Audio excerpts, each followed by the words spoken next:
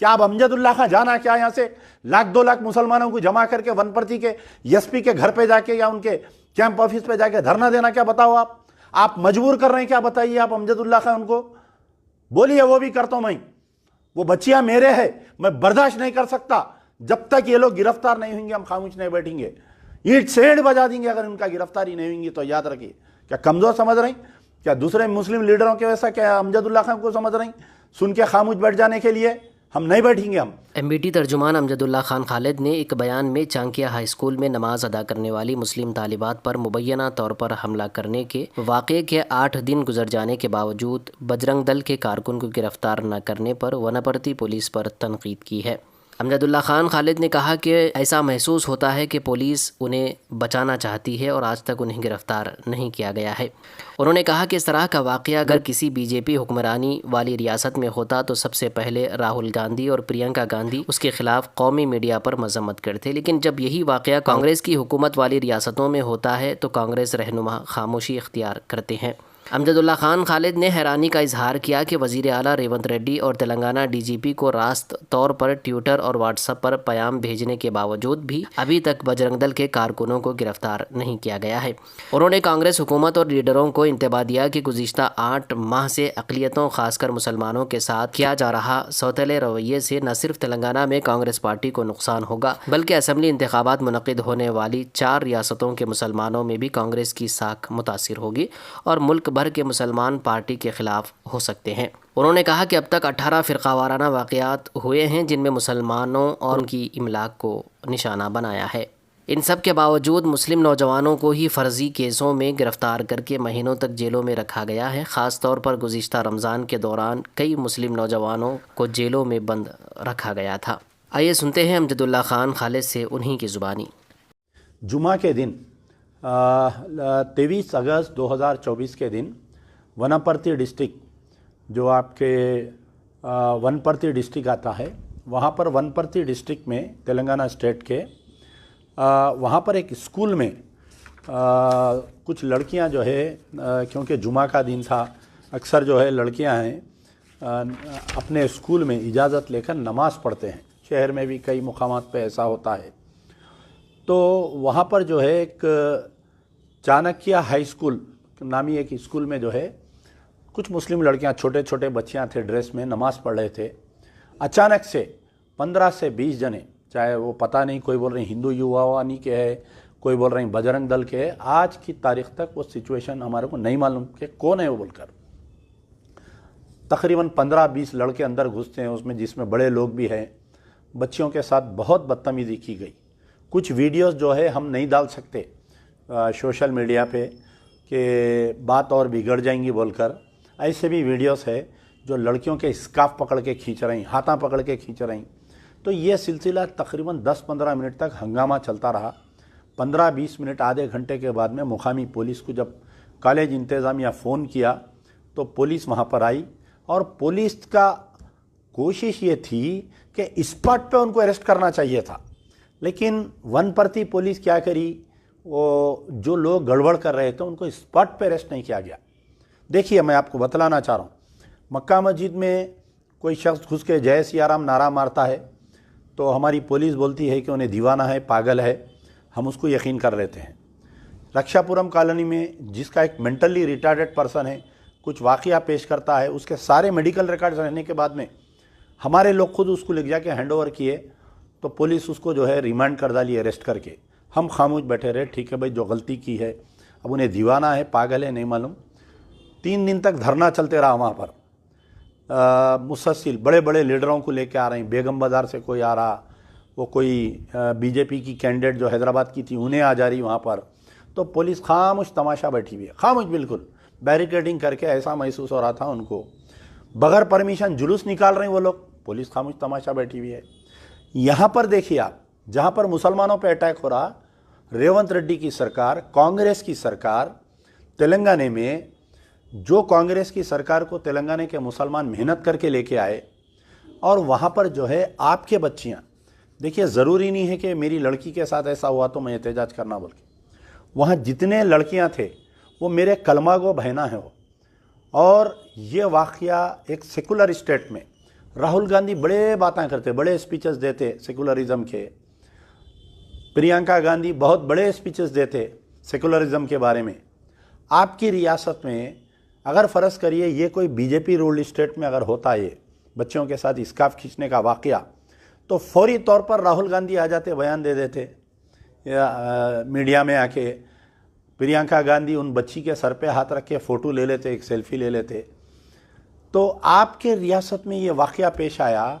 हैरत की बात यह है कि वनपर्ती डिस्ट्रिक्ट के, मुझे शर्म आ रही है बात बोलने के लिए, कि 8 दिन तक वहाँ पर FIR इशू नहीं हुआ उनके ऊपर। आज जुमा आया, कल कुछ मुस्लिम तंजीमा गड़बड़ करते बोले तो आनंद फानंद में एक FIR, पुरानी डेट में एक FIR को रिलीज़ किया गया। अब उसके अंदर क्या सेक्शंस क्या लगा है आप देखिए कि 329 सब सेक्शन 4, ये जो नया कानून आया BNS, वो कानून के तहत 329 सब सेक्शन 4 क्रिमिनल ट्रेसपास, यानी किसी के आप घर में घुस जाना अंदर। 351 sub section 2 BNS criminal intimidation, किसी को आप धमकी देना। 352 BNS पनिशमेंट फॉर असल्ट और criminal force that is not due to grave provocation. जुमला पढ़िए आप, पनिशमेंट फॉर असल्ट और criminal force that is not due to grave provocation, यानी कोई ऐसी बड़ी बात नहीं है, कोई बड़ा वाक़या नहीं है प्रोवोक करने के लिए, छोटा वाक़या ही है। अब आप जाके जो रक्षापुरम मंदिर का जो वाक़या हुआ, जो दीवाना एक लड़का अंदर घुसा, उसके ऊपर जो सेक्शंस लगाए अगर आप देखेंगे तो ऐसे जैसा एक देशद्रोही के खिलाफ में जो सेक्शंस लगाते वो से सेक्शंस लगा के उसको गिरफ्तार करी पुलिस। तो आखिर क्या है? आखिर आप बताइए कि कांग्रेस में कितने, सर में जितने बाल है उतने कांग्रेस में मुस्लिम लीडर्स है। खुद वनपर्ती डिस्ट्रिक्ट में कितने मुस्लिम लीडर्स है कांग्रेस में, बताइए। अच्छा चलिए भाई, गांव का मामला है, वहाँ पर लोग डरे हुए हैं, ना कोई एहतजाज कर रहे हैं डर के, ना कोई रैली निकाल रही, ना कुछ इसके ऊपर कोई वाक़या पेश आ रहा। बोधन में जो है एक मुस्लिम बच्ची का रेप हुआ और एक कारपोरेटर, सिटिंग कारपोरेटर जो है गिरफ्तार हुआ, तो हमारे लोग कोई कैंडल लाइट डिनर नहीं, कैंडल लाइट मार्च नहीं निकाले, कोई एहतजाज नहीं करे। कलकत्ते में एक डॉक्टर के साथ एक रेप हुआ, उसका मर्डर हुआ, तो यहाँ एहतजाज हो रहा।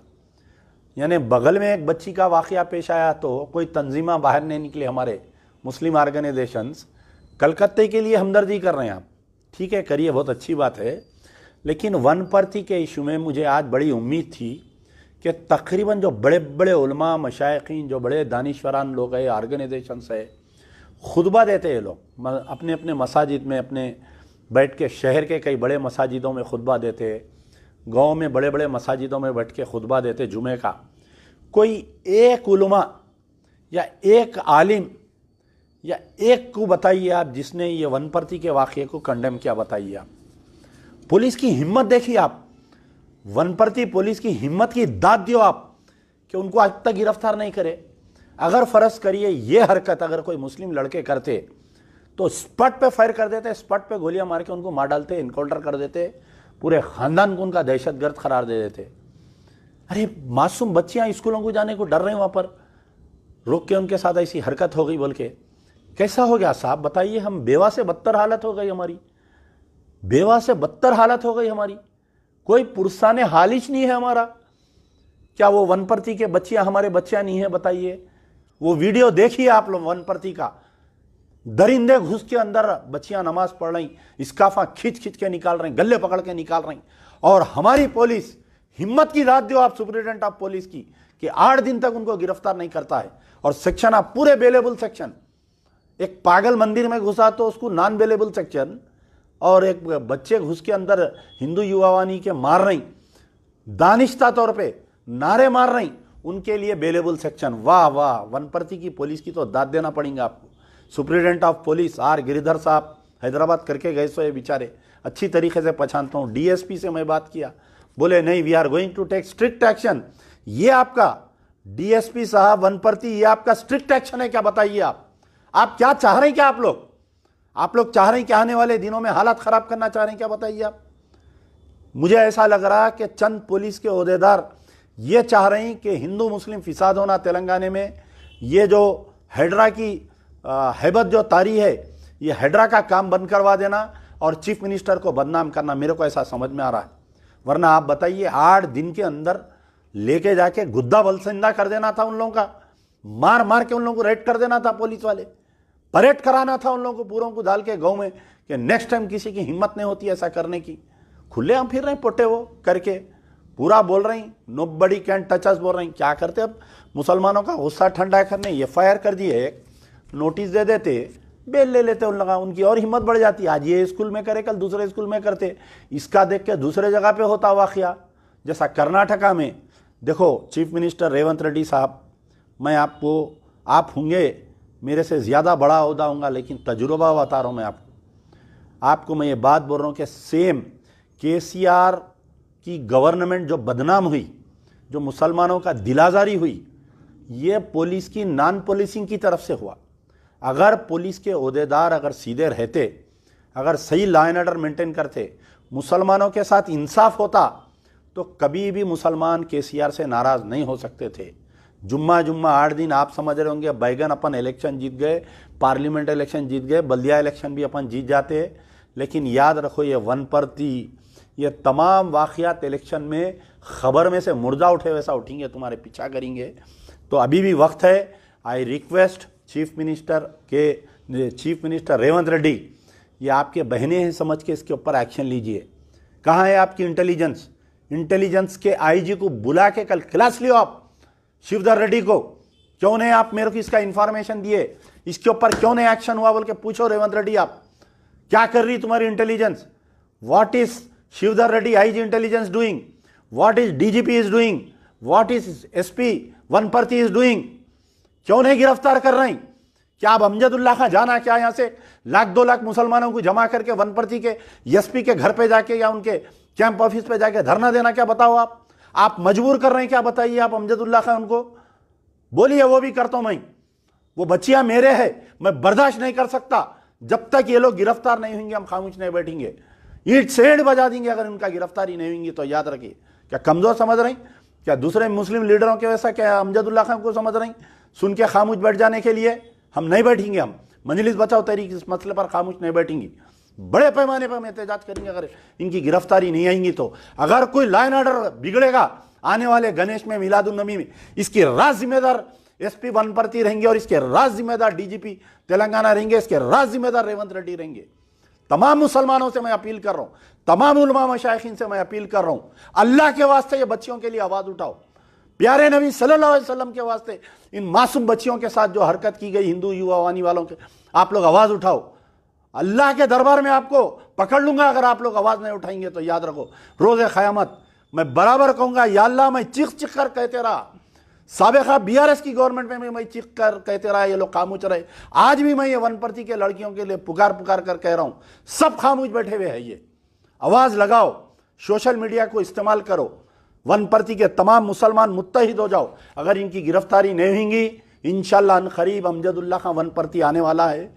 याद रखिए, यार जिंदा सोबत बाकी। दोस्तों, इस पर आपकी क्या राय है कमेंट करके ज़रूर बताइए और इस वीडियो को लाइक और शेयर भी कर दीजिए।